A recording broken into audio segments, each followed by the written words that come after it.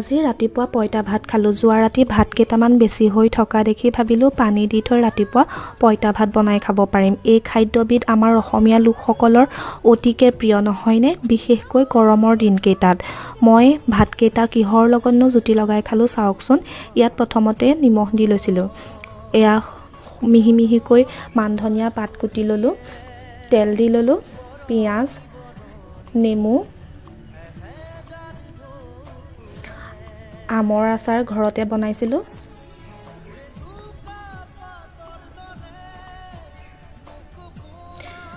এয়া আলু আৰু ভাতকেৰেলা ভাজি,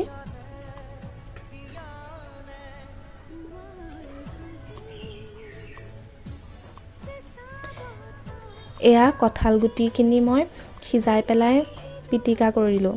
কিছুমানে কিন্তু পুৰিও পিটিকা কৰে, দুয়োটাই সোৱাদ লগা। এয়া জলকীয়া ল'লোঁ, একেবাৰে শেষত ল'লোঁ বেহুৱা। এয়া ঘৰতে বনাইছিলোঁ। ৰ'বচোন, ঠাই ভেদে ইয়াৰ নামো বেলেগ বেলেগ দেই। কিছুমান ঠাইত আকৌ খাৰলি বুলি কয়, মই আকৌ বেহুৱা বুলি কোৱা ঠাইৰহে দেই।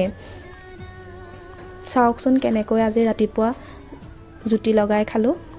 গোটেই দিনটোলৈ গাটো একেবাৰে শীতল পৰি থাকিব। গৰম দিনত এনেকৈ